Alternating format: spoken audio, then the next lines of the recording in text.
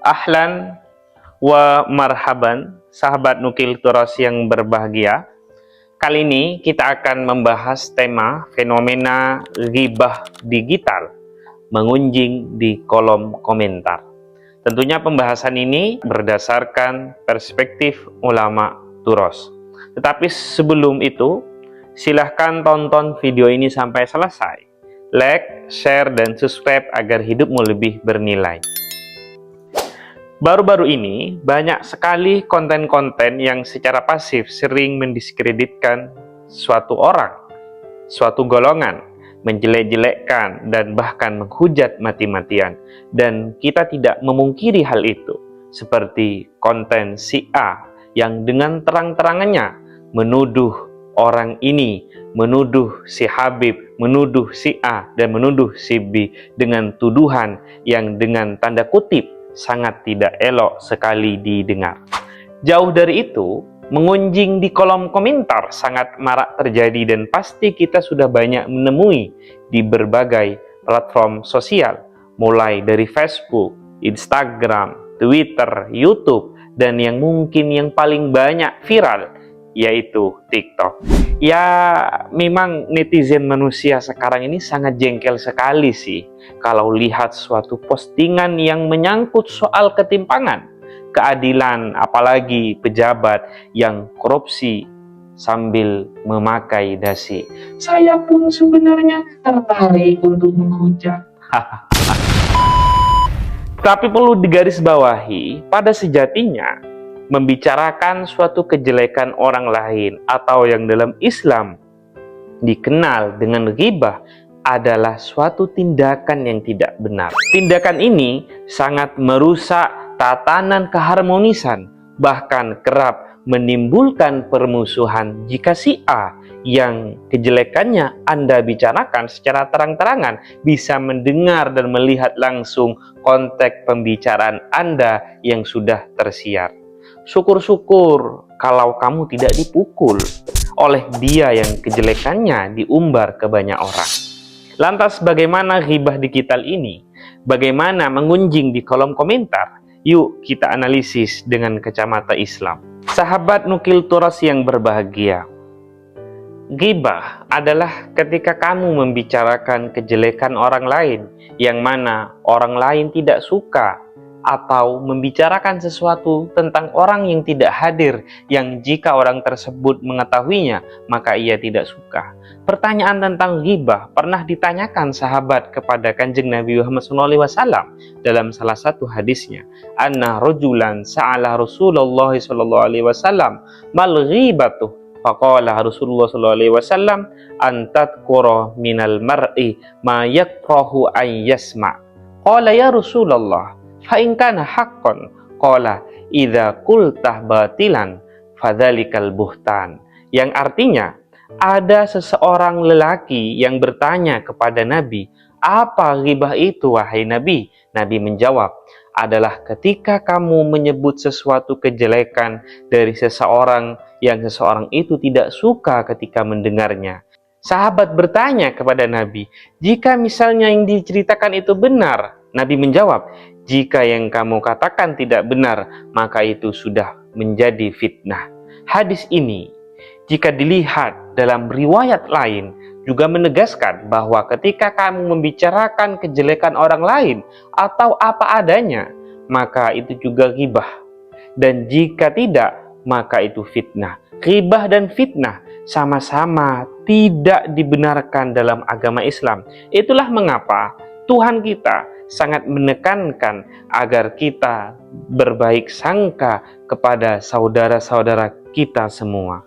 Wala tajassasu wala yautab ba'dukum ba'da ayuhibbu ahadukum ayyakula lahma akhihi maitan fakarihtumu. Yang artinya, janganlah mencari-cari kesalahan orang lain dan janganlah ada di antara kamu yang menggunjing sebagian yang lain.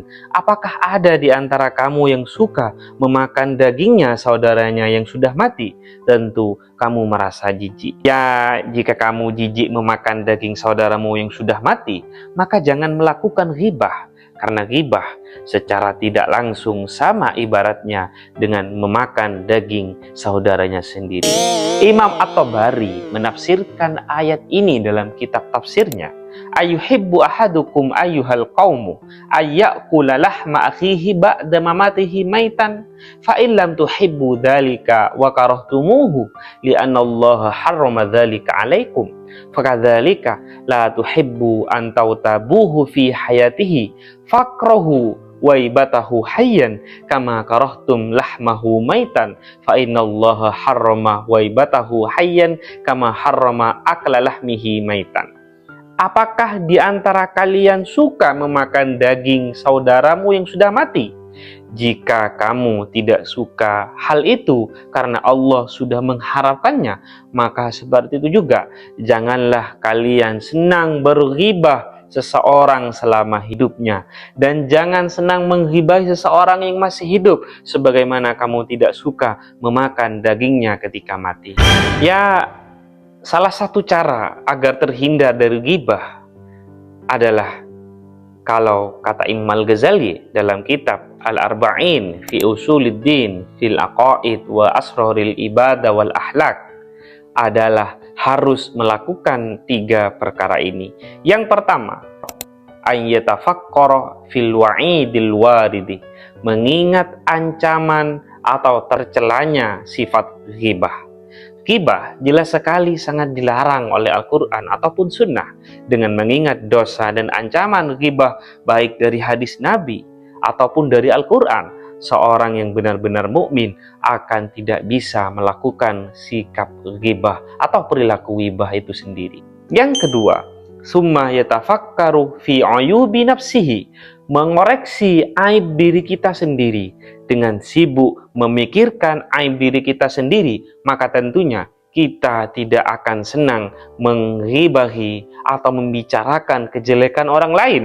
Lantas, kalau kita tidak merasa memiliki aib atau kekurangan dalam diri kita, maka dalam hal ini Imam Al-Ghazali melanjutkan, wa illam yakun fihi aibun faya'lamu anna jahlahu bi'ayubi nafsihi a'damu aibin. Yang artinya, kalau orang itu merasa tidak memiliki kekurangan, tidak memiliki aib dalam dirinya, maka ketahuilah kebodohan atas aibnya sendiri adalah suatu aib yang besar. Kesimpulannya, semua orang di muka bumi ini pasti memiliki kekurangan atau aib dalam dirinya yang berkelindan, kecuali Nabi besar kita Muhammad Sallallahu Alaihi Wasallam. Dan yang ketiga, mahma sabaqah lisanuhu 'alal ghibati fayambawi ay yastaghfirullah ta'ala wa yadhhab ilal mautabi wa yaqul zalamtuka fa'fu anni fayastahillahu. Dan yang ketiga, istighfar, meminta ampunan kepada Allah dan menebus kesalahan. Dan menebus kesalahan ghibah ini bisa dengan kamu mendatangi orang yang kamu ghibahi lalu minta maaf kepadanya, atau jika tidak memungkinkan, dengan cara kamu menyanjung orang yang kamu ghibahi tersebut atau mendoakannya. Lantas, kapan kita dibolehkan ada dispensasi untuk ghibah? Dan kita akan membahas di sesi video selanjutnya. Barangkali itu yang Nukil Turos bisa sampaikan. Sekali lagi, video ini dibuat bukan untuk menggurui, tetapi untuk mengajak diri kita merefleksi diri. Like dan share video ini, dan jangan lupa subscribe dan nyalakan notifikasi agar tidak ketinggalan informasi selanjutnya.